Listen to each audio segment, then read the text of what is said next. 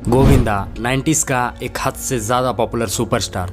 आप में से हर किसी ने अपने बचपन में इनकी एक ना एक फिल्म तो ज़रूर देखी होगी, जिनकी हर एक फिल्म मानो ब्लॉकबस्टर हिट थी। लोग उनकी एक्टिंग और डांस के पीछे तो दीवाने थे।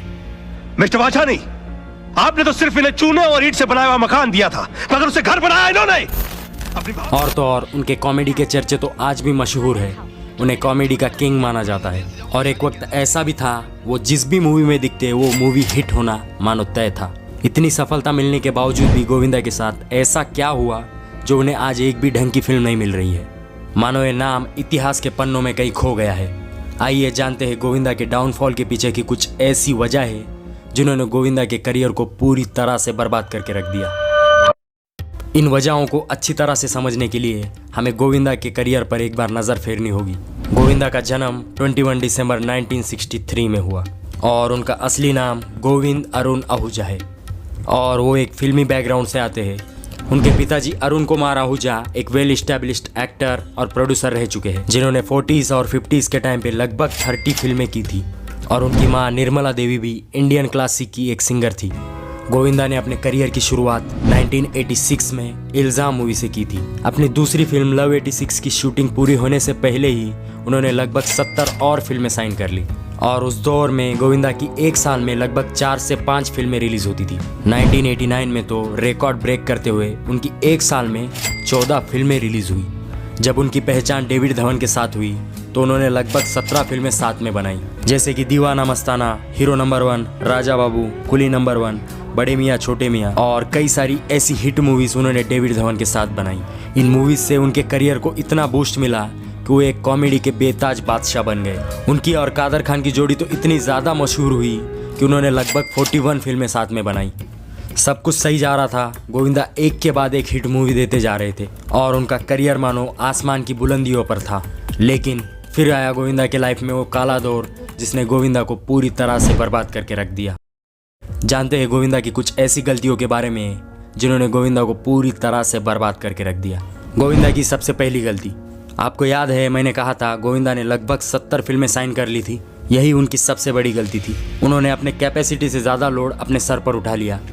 इन फिल्मों की शूटिंग साइमल्टेनियसली होने की वजह से वो सेट पर लेट पहुंचने लगे और कभी कभार तो ऐसा भी होता था कि वो सेट पर पहुंचते ही नहीं थे, जिस वजह से उनके साथ काम करने वाले को स्टार और क्रू मेंबर फ्रस्ट्रेटेड हो जाते थे।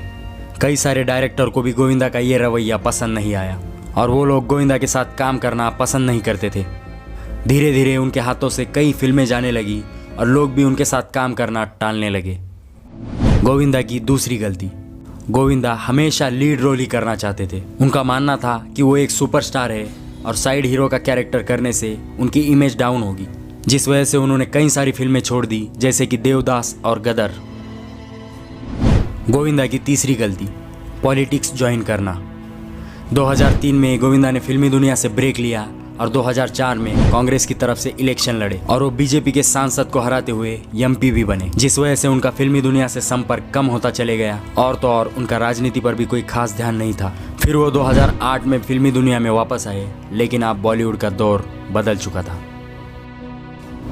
गोविंदा की चौथी गलती, बदलते वक्त के साथ ना बदलना। गोविंदा ने अपने फिटनेस के ऊपर बिल्कुल भी ध्यान नहीं दिया। दौर चेंज हो रहा था और बॉलीवुड का स्टैंडर्ड भी। अब बॉलीवुड में 6 पैक बॉडी का ट्रेंड था, पर गोविंदा ने अपने फिटनेस पे ध्यान नहीं दिया, इसलिए वो कई सारे फिल्मों के रोल के लिए फिट नहीं बैठ रहे थे। गोविंदा की पांचवी और सबसे बड़ी गलती, उनके करियर के डाउनफॉल में उनके ईगो और उनके गुस्से का काफ़ी बड़ा रोल है।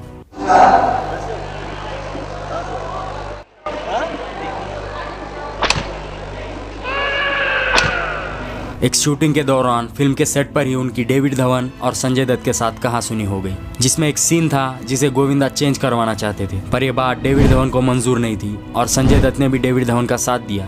ये बात गोविंदा को इतनी बुरी लगी कि उन्होंने संजय दत्त के साथ बात करना ही बंद कर दिया।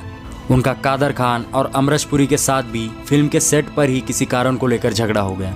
पार्टनर आखिरी मूवी थी उनकी डेविड धवन के साथ, जिसके बाद उनके और डेविड धवन के रिश्ते पूरी तरह से खत्म हो गए।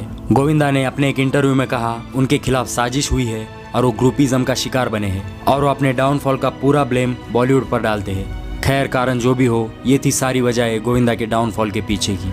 आपके क्या थॉट्स है इस पर कमेंट बॉक्स में ज़रूर कमेंट करके बताना। और गोविंदा के डाउनफॉल में कौन जिम्मेदार है, बॉलीवुड या फिर वो खुद, ये भी बताना। मिलते हैं अगले वीडियो में, तब तक के लिए जय हिंद।